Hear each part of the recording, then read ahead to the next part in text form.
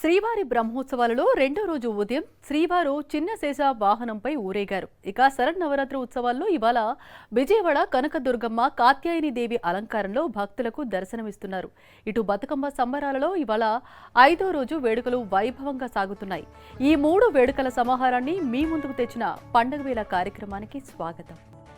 శ్రీవారి సాలకట్ల బ్రహ్మోత్సవాలు వైభవంగా సాగుతున్నాయి. రెండో రోజు శ్రీ మలయప్ప స్వామివారు 5 తలల చిన్న శేష వాహనంపై ఊరేగుతూ భక్తులకు దర్శనమిచ్చారు.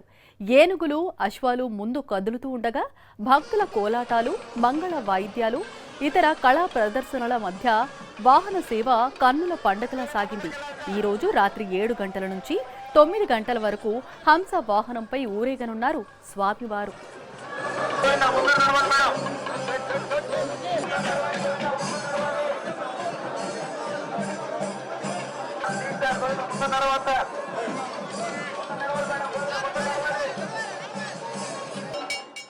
తిరుమలలో అడుగుపెట్టిన ప్రతి భక్తుడు మరో లోకానికి వెళ్లామా అన్న అనుభూతి వచ్చేలా పుష్పాలంకరణ చేశారు.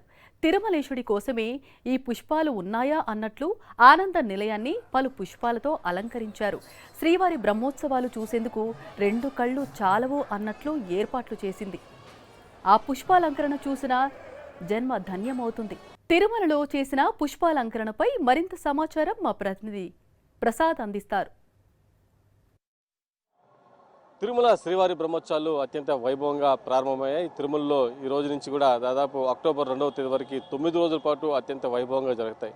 ఈ సందర్భంగా ప్రతిరోజు కూడా 2 వాహనాల్లో స్వామివారి వాహన సేవల్లో కూడా భక్తులు దర్శనం చేసుకునే విధంగా టీటీడీ అన్ని ఏర్పాట్లు చేసింది. మరోపక్క తిరుమలకు వచ్చే భక్తుల కోసం టీటీడీ ఆధారంగా అనేక ఏర్పాట్లు చేసింది. ఇందులో విద్యుత్ దీపాలంకరణ ఒకటైతే, మరోపక్క టీటీడీ ఉద్యానవన శాఖ ఆధ్వర్యంలో పల్ల పుష్ప ప్రదర్శనశాలతో పాటు అనేక ఏర్పాట్లు కూడా చేస్తూ వస్తుంది. ప్రస్తుతం మనం తిరుమలలోని పల్ల పుష్ప ప్రదర్శనశాలలో ఉన్నాం. ఇక్కడ చూస్తున్నాం ప్రతి ఏడాది కూడా ఇక్కడ అనేక వివిధ రకాల పుష్పాలు, పత్రాలు, అదేవిధంగా ఇతర దేశాల నుంచి తెచ్చిన పుష్పాలతో కూడా అత్యంత సుందరంగా అనేక ఏర్పాటు చేస్తారు. అదేవిధంగా ప్రత్యేక సెట్టింగ్లు ఏర్పాటు చేసి 4 యుగాలకు సంబంధించిన ఘట్టాలను కూడా ఇక్కడ భక్తులకు తెలిపే విధంగా ఏర్పాటు చేస్తూ వస్తున్నారు. ప్రస్తుతం మనం చూస్తున్నాం తిరుమలలో ఏర్పాటు చేసిన ఈ పల్ల పుష్ప ప్రదర్శనశాలలో భక్తుల్ని వచ్చే వాళ్ళని ఆకట్టుకునే విధంగా అనేక ఏర్పాట్లు చేశారు. ఇక్కడ మనం చూస్తున్నాం నెమలి కావచ్చు, అదేవిధంగా ఘటోద్గతుడు కావచ్చు, అదేవిధంగా కర్ణుని చంపే దృశ్యాలు కావచ్చు, సైకత శిల్పం కావచ్చు.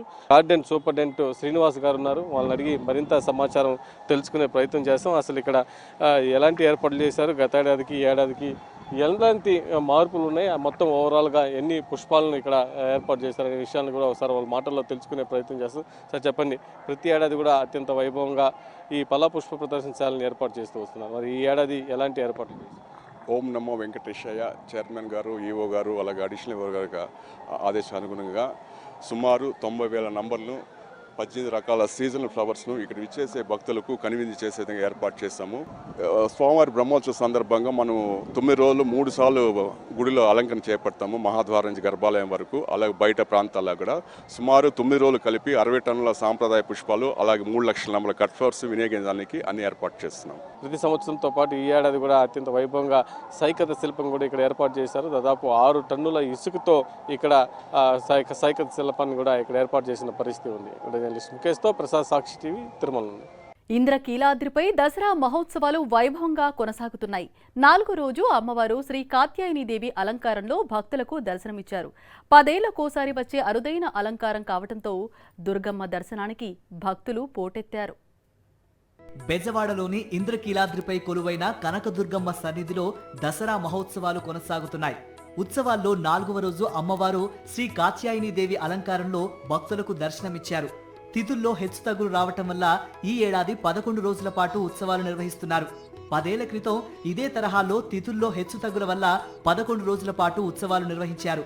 ఈ హెచ్చుతగ్గుల కారణంగా 10 ఏళ్ల క్రితం అమ్మవారు కాత్యాయని అలంకారంలో దర్శనమిచ్చారు. మళ్లీ ఇప్పుడు 11 రోజులు ఉత్సవాలు జరుగుతున్న సందర్భంగా 10 ఏళ్ల తర్వాత అమ్మవారు శ్రీ కాత్యాయని దేవి అలంకారంలో దర్శనమిస్తున్నారు. ఇది 4వ రోజు. ఇంకా వచ్చే 7 రోజుల్లో కూడా ఇక సజావుగా జరిపిస్తూ అమ్మవారి దసరాలు ఎంతో అద్భుతంగా, అలాగే వచ్చే భక్తులకి ఎంతో మంచిగా అనుభూతి ఇస్తూ వాళ్ళెంతో సంతృప్తితో అమ్మవారిని దర్శించుకొని వెళ్ళేలాగా అన్ని ఏర్పాట్లు చేయడం జరిగింది. ఇది ఏదో నార్మల్ దర్శనం కాదు, 10 సంవత్సరాలకి ఒకసారి వచ్చే అవతారం అంట. ఇప్పుడే వేద పండితులు చెప్పారు. నేను కూడా క్యూ లైన్లో వెళ్ళి అమ్మగారిని దర్శించుకొని వచ్చాను. ఎంతో అద్భుతంగా దర్శనం జరుగుతూ ఉంది. సింహ వాహనంపై చతుర్భుజాలతో ఒక చేతిలో ఖడ్గం, మరో చేతిలో త్రిశూలం, మూడో చేతిలో కమలం, నాలుగో చేతితో అభయముద్రలో భక్తులకు రక్షణ వాగ్దానం చేస్తున్న అలంకారంలో అమ్మవారిని దర్శించుకునేందుకు భక్తులు భారీగా పోటెత్తారు. ఇక దసరా ఉత్సవాలలో భాగంగా నిర్వహించిన ప్రత్యేక కుంకుమార్చన, ప్రత్యేక చండీ యాగం, ప్రత్యేక శ్రీ చక్ర నవార్చనలో పెద్ద ఎత్తున భక్తులు పాల్గొన్నారు. కాత్యాయిని అలంకారంలో ఉన్న అమ్మవారిని దర్శించుకునేందుకు తెల్లవారుజాము నుంచి భక్తులు బారులు తీరారు. భారీగా భక్తులు తరలి రావడంతో క్యూ లైన్లన్నీ రద్దీగా మారాయి. ఇంద్రకీలాద్రిపై దుర్గమ్మను మాజీ స్పీకర్ తమ్మినేని సీతారాం కుటుంబంతో కలిసి దర్శించుకున్నారు. కాత్యాయని దేవి రూపంలో ఉన్న అమ్మవారిని దర్శించుకోవడం సంతోషంగా ఉందన్నారు తమ్మినేని సీతారాం.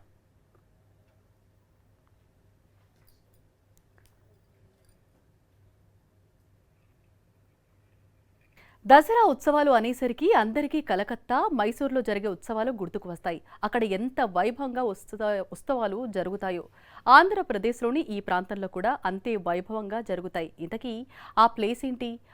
ఆనవాయితీ ఎలా మొదలైంది? Watch it. రాజమండ్రి. ఈ పేరు వింటే ఉభయ గోదావరి జిల్లాలు పులకించిపోతాయి. ధవళేశ్వరం బ్రిడ్జితో విశ్వవిఖ్యాతి పొందిన రాజమహేంద్రవరంలో దసరా ఉత్సవాలు హోరెత్తించేలా చేస్తారు. కలకత్తా, మైసూరు ప్రాంతాల్లో నిర్వహించే విధంగా రాజమండ్రిలోని దేవీ చౌక్లో ఈ ఉత్సవాలు నిర్వహిస్తారు. రాజమండ్రికి చెందిన కొందరు వ్యాపారులు బిజినెస్ పని మీద కలకత్తాకు వెళ్లేవారు. అక్కడ జరిగే దసరా ఉత్సవాలను చూసి రాజమండ్రిలో కూడా ఇలాగే నిర్వహించాలని అనుకున్నారు. అలా వ్యాపారస్తుల ఆలోచన నుంచి 1934 నుంచి 3 లాంతర్ల సెంటర్లో దసరా ఉత్సవాలు ప్రారంభమయ్యాయి. 1934లో బత్తుల మునయ్య గారు, కామరాజు గారు చింతపండు వ్యాపారంతో కలకత్తా వెళ్ళేవారు. అక్కడ ఉత్సవాలు జరుగుతూ ఎక్కడ కూడా దేవచౌకలు కూడా ఉత్సవాలు చేయాలని చెప్పి 200 రూపాయలతో ఇక్కడ ఉత్సవాలు ప్రారంభించారు. అలా రమారమి 30 సంవత్సరాల కుటుంబులు బత్తుల వారి వంశం ఈ ఉత్సవాల్ని ఎవరు లేకపోయినా వాళ్ళే అన్ని కూడా చేసి పూజా సామగ్రి సమర్పించి చేశారు. బత్తుల మల్లికార్జునరావు, మునియ్య సోదరులు ఈ ఉత్సవాలకు రూపురేఖలు మార్చి ప్రత్యేకమైన గుర్తింపు తీసుకువచ్చారు. దీంతో అప్పటి వరకు 3 లాంతర్ల సెంటర్ గా పిలిచే ఈ ప్రాంతాన్ని అమ్మవారి పేరిట దేవీ చౌక్ గా మార్చారు. అప్పటి నుంచే రాజమండ్రి నగరానికి ఇదో చారిత్రాత్మక ప్రాంతంగా మారిపోయింది. 9 దశాబ్దాల క్రితం ప్రారంభమైన రాజమండ్రి దేవీ చౌక్ దసరా ఉత్సవాల పరంపర ఏటేటా పెరుగుతూ వచ్చింది.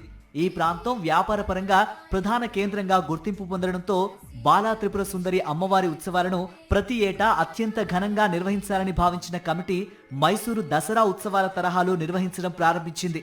మైసూరులో శరన్నవరాత్రి ఉత్సవాలు ఏ స్థాయిలో జరుగుతాయో దాదాపుగా అదే స్థాయిలో రాజమండ్రిలో దసరా మహోత్సవాలు నిర్వహిస్తున్నారు. నవరాత్రులు ప్రారంభమైతే చాలు దేవీ చౌక్ ప్రాంతమంతా రంగురంగుల విద్యుత్ దీపాలతో వెలిగిపోతుంది.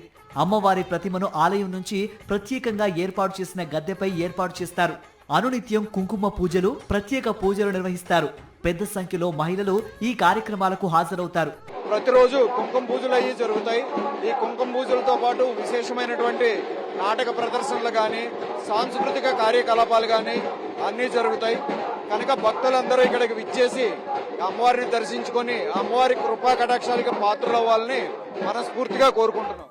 విజయవాడ దుర్గమ్మ ఆలయంలో అమ్మవారిని నవరాత్రుల సందర్భంగా ఎలా అలంకరిస్తారో అదే విధంగా రాజమండ్రిలో బాలా త్రిపుర సుందరీదేవిగా అమ్మవారిని అలంకరించడం ఆనవాయితీగా వస్తుంది. అమ్మవారి నక్షత్రమైన మూలా నక్షత్రం రోజున ప్రత్యేకమైన అలంకరణలు, పూజలు నిర్వహిస్తారు. రాజమండ్రి అంటేనే కళలకు ప్రసిద్ధి. ఈ ప్రత్యేకత మరింత ప్రతిబింబించేలా దేవీ చౌక్ శరన్నవరాత్రి ఉత్సవాల్లో నిర్వహించే పౌరాణిక నాటకాలు, బుర్ర కథ, హరికథలు ప్రదర్శిస్తారు. బాలనాగమ్మ నాటకం, సురభి కళాకారులతో నిర్వహించే పౌరాణిక, జానపద నాటకాలు చూసేందుకు పెద్ద సంఖ్యలో నగరవాసులు తరలివస్తూ ఉంటారు. అంతరించిపోతున్న నాటక కళను ప్రోత్సహించేందుకు నిర్వాహకులు ప్రతి ఏటా నాటకాలను ఖచ్చితంగా ఏర్పాటు చేస్తారు. దీంతో పాటు అనేక సాంస్కృతిక కార్యక్రమాలతో 11 రోజుల పాటు దేవీ చౌక్ సెంటర్ కలకలలాడుతుంది.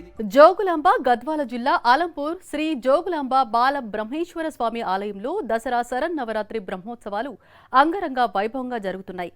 శరన్నవరాత్రి బ్రహ్మోత్సవాల సందర్భంగా 4వ రోజు జోగులాంబ అమ్మవారు కూష్మాండా దేవిగా బంగారు మకర తోరణం ధరించి భక్తులకు దర్శనమిస్తున్నారు. ఉదయం నుంచి బాల బ్రహ్మేశ్వర స్వామిని, జోగులాంబ అమ్మవారిని దర్శించుకొని ప్రత్యేక పూజలు నిర్వహిస్తున్నారు భక్తులు.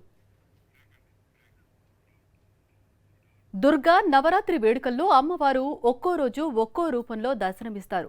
ఈ దసరా మహోత్సవాల్లో అమ్మవారి రూపాల ప్రత్యేకత, నవదుర్గ ప్రాశస్త్యంలో చూద్దాం. నేను శైలపుత్రి దుర్గను, మీ పుత్రికను. నేనే మీ భవిష్యత్తును, బ్రహ్మచారిణి దుర్గను. లక్ష్య సాధనలో నాకు నేనే సాటి, కార్యదక్షతలో లేదు నాకు పోటీ. చంద్రఘంటా దుర్గను, పరిపూర్ణ మహిళను, పరిణీత మాండ దుర్గను. సృష్టికి మూలాన్ని, ఆయుధధారిని, ఆనందానికి ఆలవాలాన్ని. కందమాతా దుర్గను, మాతృత్వానికి ప్రతీకను, మమతకు నిలయాన్ని. కాత్యాయని దుర్గను, మహిషాసుర మర్దినిని, పరమేశ్వరుణ్ణే మించిన పరమోత్కృష్టను. కాళరాత్రి దుర్గను, దుష్టుల పాలిట కాళరాత్రిని. శ్యామలాంగిని, శక్తి స్వరూపిణిని. మహాగౌరీ దుర్గను, నేనే ఒక సైన్యాన్ని, అద్భుతాలకే మహాద్భుతాన్ని. సిద్ధిధాత్రి దుర్గను, సర్వసిద్ధి ప్రదాతను. లక్ష్మీ స్వరూపాన్ని, ఆత్మ సాక్షాత్కారానికి ప్రతీకను. నవదుర్గలు, అమ్మకు 9 రూపాలు, అనంతమైన స్త్రీ శక్తికి ప్రతిరూపాలు. తెలంగాణ రాష్ట్ర వ్యాప్తంగా బతుకమ్మ వేడుకలు ఘనంగా జరుగుతున్నాయి. నేడు 5వ రోజు సందర్భంగా అట్ల బతుకమ్మను 5 వరుసలలో పేర్చి పిండితో చేసిన అట్లను నైవేద్యంగా సమర్పించారు. 9 రోజుల పాటు బతుకమ్మకు పెట్టే ప్రసాదాల్లో నవధాన్యాలు ఉంటాయి. ఈ రోజు పెసర్లు, బియ్యంతో చేసిన అట్లను బతుకమ్మకు నివేదిస్తారు.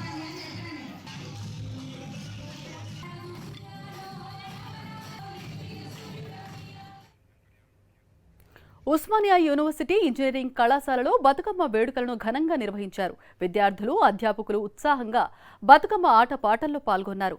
తీరొక్క పూలతో పేర్చిన బతుకమ్మలను మధ్యలో ఉంచి బతుకమ్మ ఆడారు.